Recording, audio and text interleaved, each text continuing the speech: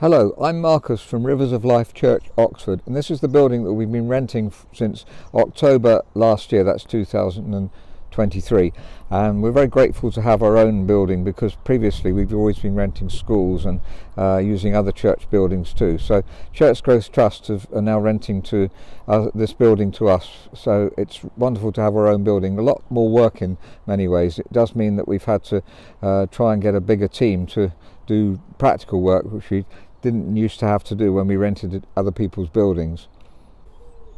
Our Northway is an estate in Oxford and apparently comprises of over 50% rented accommodation, so it's an interesting area for us to work in. We come from all over Oxford, the church, but we're trying to work into this estate and visit neighbours and generally try and serve the neighbourhood as well as we can.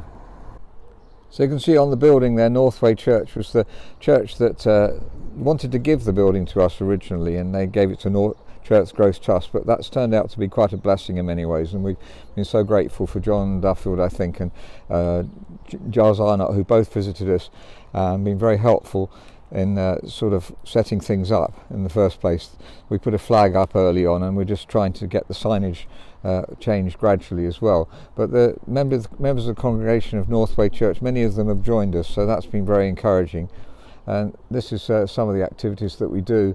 So we've got obviously Sunday morning meetings, so generally we're trying to give a relaxed feel so that people can come in, don't feel intimidated, and we have English lessons every Tuesday and Thursday. That's been a great draw for many people from different nations, and this area apparently is over 50% immigrants, so it's been a great challenge and a great blessing as well. And the church has grown, I think, by about over 30%, so various figures have been given, but certainly we've seen many new people come in, and that's been very encouraging.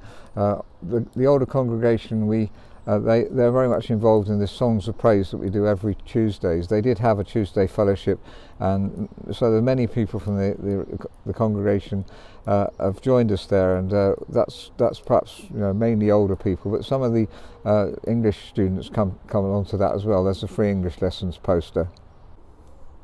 We found that the English students were coming on bicycles a lot, so we bought this cycle rack. That's one of the few things we've done. But this, as you can see, the building is kind of rectangular, or rather sort of, not sure how you call that, an L shape.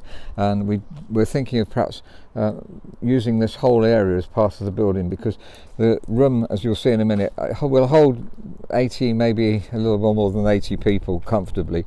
And we're obviously expanding already. We're filling up about certainly 60 in each meeting, and we've had meetings with 80 and almost 80 plus as well.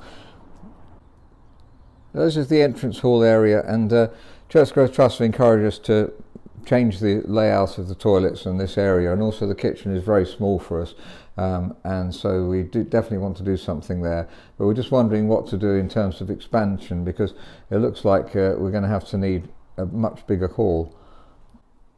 So here's the main hall, and it's a beautiful area actually. Someone's installed windows at the top there. I think that was a local Baptist church that have been working together with them, and it's very light and airy, which is good, and it's also easy to heat. One of the modifications that's been made recently, one of our members has this at home. It's a smart heating app, and you use your smartphone to. It's quite remarkable. I'm one of these older people who doesn't understand these things, but remarkable. You can alter it here manually. Otherwise, it's operated from your smartphone. This is the small room which we use for children's work and also prayer meeting. And really, it's already there's a conflict with those who want to pray early and those who want to set up for the children. So we're going to have to expand somehow or other. Maybe get some temporary accommodation before we do the extension. So there's a lot to think about, and it'll be wonderful if you've got some comments who would like to comment under this video, or just to think about it with us. So it'd be really helpful. We've still got some of the old equipment here, as you can see. There's a lot of modification to do, a lot of general work which we need to do, and really our main job at the moment is raising up a team, get enough people to do the work, because we're not used to having our own building, and it's quite a different dynamic really to having to rent and pack up things and go, and not have responsibility to look after the building, but we're really grateful for it, grateful to Church Growth Trust. They've been very helpful up till now. Thank you very much, Church Growth Trust. That's the kitchen. I'm just showing you that because it really isn't big enough, and it's very crowded when we get 2 or 3 people in there, which we often do. So we need double the size kitchen at least. So thank you very much for watching. Thank you to Church Growth Trust for all the help that you've given us up until now, and we're looking forward to working together with you in the future as well. Here's just another quick panorama of the estate. So it's a reasonable size estate. I can't remember the exact number of houses. I think there's about 4,000 people living there, but it borders onto the hospital, John Radcliffe. There's lots of hospital workers who work in the estate as well, so they live on the estate and work there. So there's a lot of challenges for us. We really do need a great team. We do need as much prayer and thought put into it as possible for anyone who's watching this video. Thank you very much indeed again.